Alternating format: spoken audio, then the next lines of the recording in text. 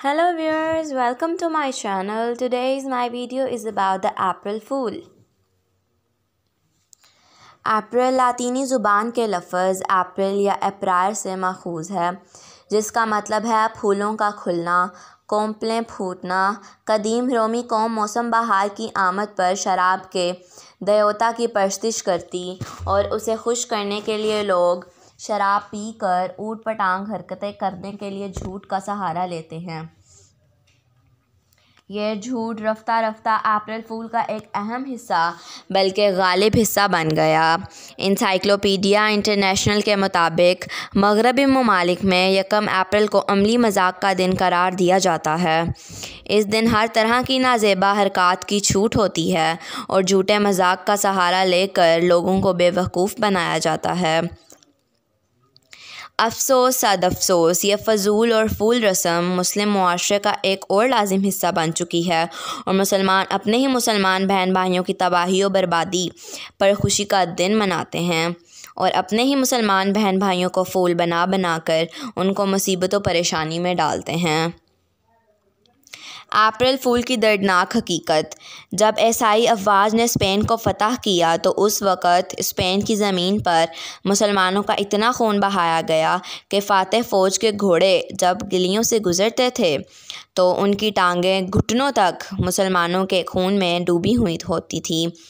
जब काबिज़ अफवाज को यकीन हो गया कि अब स्पेन में कोई भी मुसलमान ज़िंदा नहीं बचा है तो उन्होंने गिरफ़्तार मुसलमान फरमान रवा को ये मौका दिया कि वो अपने ख़ानदान के साथ वापस मराकश चला जाए, जहाँ से उसके आबा अजदाद आए थे। काबिज़ फ़ौज घरनाता से कोई 20 किलोमीटर दूर एक पहाड़ी पर उसे छोड़कर वापस चली गई।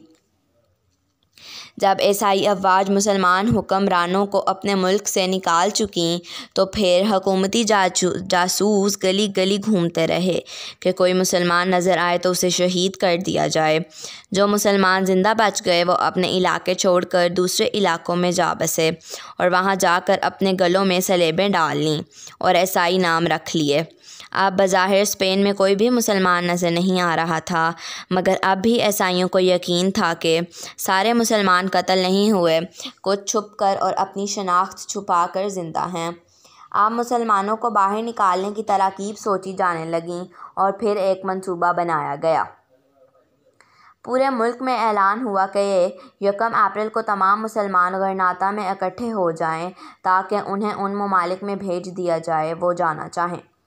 अब चूँकि मुल्क में अमन कायम हो चुका था और मुसलमानों को ख़ुद ज़ाहिर होने में कोई खौफ महसूस ना हुआ, मार्च के पूरे महीने ऐलानात होते रहे। अल-हमराह के नज़दीक बड़े बड़े मैदानों में ख़ैमे नस्ब कर दिए गए। जहाज़ आकर बंदरगाह पर लंगर अंदाज होते रहे।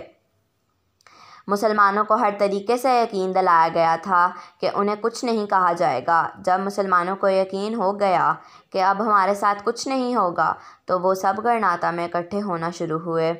इस तरह हुकूमत ने तमाम मुसलमानों को एक जगह इकट्ठा कर लिया और उनकी बड़ी खातिर मदारत की। यह कोई 500 बरस पहले 1 अप्रैल का दिन था जब तमाम मुसलमानों को बहरी जहाज़ में बिठाया गया। मुसलमानों को अपना वतन छोड़कर जाने में बहुत तकलीफ़ हो रही थी, मगर इत्मीनान था कि चलो जान बच गई। दूसरी जानिब ईसाई हुक्मरान अपने महलों में जश्न मनाने लगे। जर्नैलों ने मुसलमानों को अलविदा किया और जहाज़ वहाँ से चल दिए। उन मुसलमानों में बूढ़े, जवान, ख़वातीन, बच्चे और कई मरीज़ भी थे। जब जहाज़ समंदर के ऐन वुस्त में पहुँचे तो मंसूबा बंदी के तहत उन्हें गहरे पानी में डबो दिया गया और यूं वो तमाम मुसलमान समंदर में अबदी नींद सो गए। इससे हमें ये सबक मिलता है कि हमें हमेशा सच बोलना चाहिए और झूठ से परहेज़ करना चाहिए।